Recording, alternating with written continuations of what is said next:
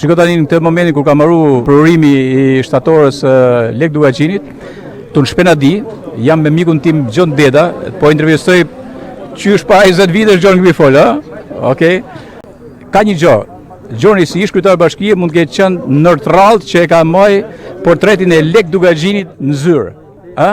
A ke mbajt, për sa kohë? Për 4 vjet. Për 4 vjet e ke Nga dita e parë deri në fund. Po pse, a nuk të duket pak folklorike kjo gjë kështu?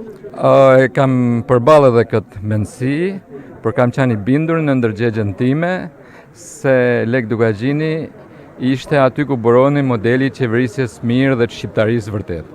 Ashtu. Tani, fakti që këtu në Shpenadi, se në Shpenadi 95% janë mirëditas në raj. Domethënë, çfarë emocioni ke përjetuar sot?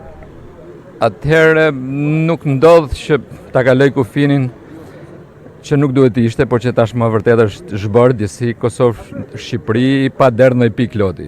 Dhe loti është këtu, jetum një pjesë tjetër tonë të ndarë dhe disa të tjerë shumë prej nesh vdiqen pa u bashku kurrë. Ne jemi në fillimet e një bashkimi të vërtet.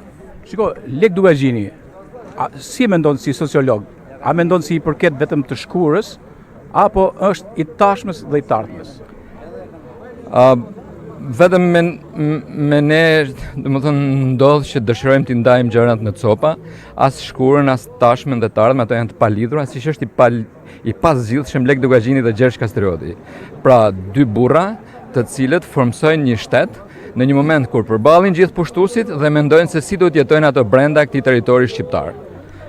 Është një shprehje që Jacques Dessein, që mbahet një nga baballarët e Kushtetutës së Evropës së Bashkuar, akoma nuk ka arrit te një kodifikim kaq i saktë që ka qenë kanuni i Lekës.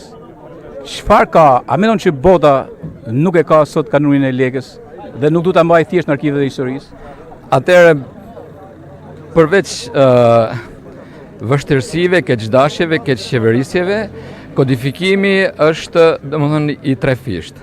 Kemi një kodifikim hyjnor dhe që ne besojmë tek ai, kemi një kodifikim biologjik dhe ky është trupi jon, dhe i vetmi kodifikim që njerëzve ju takon që ta mbajnë gjallë veten e tyre, shoqërinë, komunitetin, është pikërisht kodifikimi ligjor. Këtë e bëri Lek Dugaçini pikërisht për shqiptarët dhe për gjithë ata që domethënë e rrethonin atë.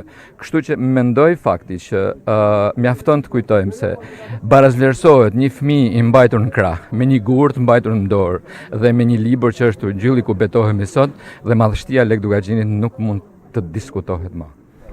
Shumë faleminderit. Ishëm me ish kryetarin Gjon Deda. Faleminderit shumë Gjon.